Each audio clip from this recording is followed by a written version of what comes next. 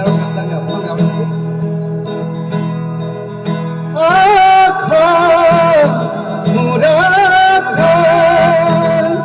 এখনি ঘৰ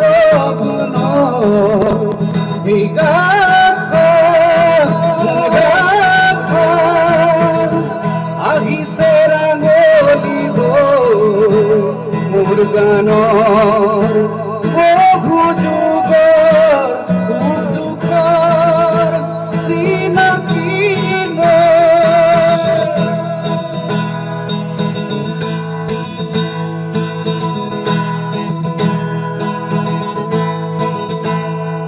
মোৰ গানত আছে অনামিকা মায়া সপোনৰ সুৰত মোৰ গানে আনে প্ৰকাশ পোৱা নোপোৱাৰ মনৰ জোনাকী মই আহিছিলোঁ মৰমৰে বুজাৰো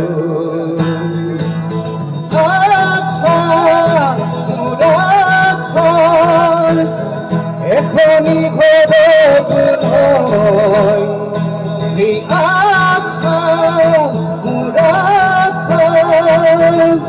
আহিছে ৰাঙলী মোৰ গানৰ বহু যুগৰ দুখৰ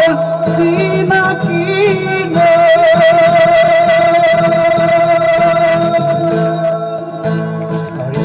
আচলতে মোৰ গীতবিলাক বহুত গালে বাতি ভৰাইছে এখনিৰ পৰা মহিলংলৈকে শেষৰ গীতটোলৈকে গালে কিন্তু তাৰ মাজতো বহুত গীত গালে মাজত এটা গীত গাইছিলে সেই গীতটো মই অলপমান গাইছোঁ আৰু পৰিৱেশটো বেলেগ পাইছোঁ দি সকলোৱে হাততালিটো আছে ন একেলগে বজাব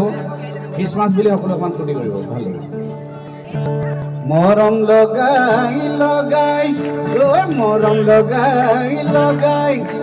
মাজনী কৰি দি পাগলী মাজনী কৰি দি পাগলী মাজনী যিদিনা তোমাৰ সকলো কাষতে পাম মৰম কৰি কৰি মৰম কৰি কৰি মাজনী মৰমে কগুবাম মাজনী মৰমে কগুবাম মাজনী যৌৱনৰ নদীত দুয়োনো গতি ভাগি যাম একেলগতে নাহিবা যিদিনা আহিবা মাজনী সিদিনা বুজিবা মাজনী সিদিনা বুজিবা কথা আহিবা কথা আহিবা মাজনী এনেও ছুটিবা মাজনী এনেও ছুটিবা মাজনী বুজিবা তুমি পিছলিব আচলন মৰম লগাই লগাই মাজনী কৰি দি পাগলী মাজনী কৰি দি পাগলী মাজনী যিদিনা তোমাক সকলো হ'লে কাষতে পাম ধন্যবাদ ধন্যবাদ হয় প্ৰথমে আপোনালোকৰ চেনেলৰ জৰিয়তে সমূহ অসমবাসী ৰাইজলৈ শ্ৰদ্ধা জনাইছোঁ ভক্তিভৰা সেৱা জনাইছোঁ লগতে আগন্তুক মাঘৰ বিহুৰ শুভেচ্ছা জনাইছোঁ নতুন বছৰৰ শুভেচ্ছা জনাইছোঁ হয় আজি আহিলোঁ আমি কলিয়াবৰ অসমৰ এজন সমাজকৰ্মী কৃষ্ণ মহন্তদেৱৰ এখন ৰিজৰ্ট কাঞ্চন ৰিজৰ্ট আচলতে খুব ভাল এটা অনুভৱ হৈছে ভবা নাছিলোঁ এনেকুৱা এখন ৰিজৰ্ট ইয়াতে আছে কলিয়াবৰতে একেবাৰে ব্ৰহ্মপুত্ৰৰ কিনাৰত খুব ধুনীয়া এটা পৰিৱেশ পাইছোঁ আৰু মই ভাবিছোঁ ইয়াত বহুত ৰাইজ আহিব ইয়ালৈ যিসকলে জনা নাই এই কথাটো ইয়াতে যে এখন কাঞ্চন নামৰ ৰিজৰ্ট আছে কিন্তু আমি আজি প্ৰথমবাৰৰ কাৰণে শুনিয়ে প্ৰথমবাৰৰ কাৰণে আহিলোঁ আৰু খুব ভাল লাগিলে আৰু সেইটোতো আমাৰ বুকুত একুৰা ক্ষোভৰ জুই জ্বলি আছে মানে উদগীৰণ হওঁ হওঁ লাগে কিন্তু ওলাই আহিব খোজে ক্ষোভৰ জুই কৰা কিন্তু কথা হ'ল মানে আমি ন্যায়ালয়ৰ ওপৰত সম্পূৰ্ণ আস্থা ৰাখিছোঁ আমি যাতে ন্যায় পাওঁ জুবিন গাৰ্গৰ ন্যায় বিচাৰি আছোঁ সদায় চিঞৰি আছোঁ আৰু পুলিচ ৰাজনীতিৰ কথা কৈছে অসমৰ আকাশে বতাহে এতিয়া জুবিন গাৰ্গক লৈ আমাৰ প্ৰাণৰ শিল্পীজনক লৈ পিনে এতিয়া ৰাজনীতি কৰিবলৈ চেষ্টা কৰিছে মই কেৱল শাসক বিৰোধী নহয় সব দলৰ কথা কৈছোঁ দেই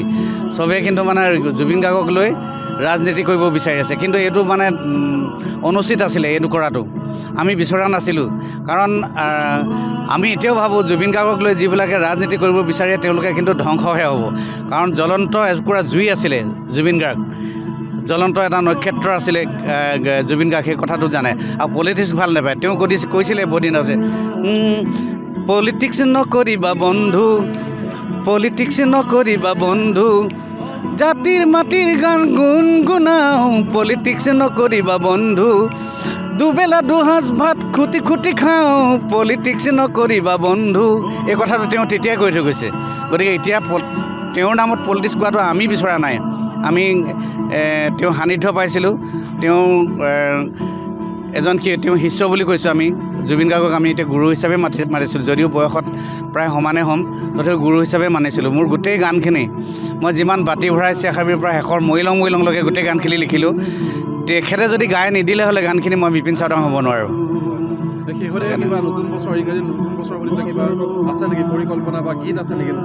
পৰিকল্পনা কৰিছোঁ। অসমৰ বাপতিসাহোন বিহুটোত আমি জীয়াই ৰাখিবই লাগিব। গতিকে যোৱাকালি মই জুবিন গাৰ্গৰ নামতে জুবিন গাৰ্গে নাহৰখন কৰিছিলে,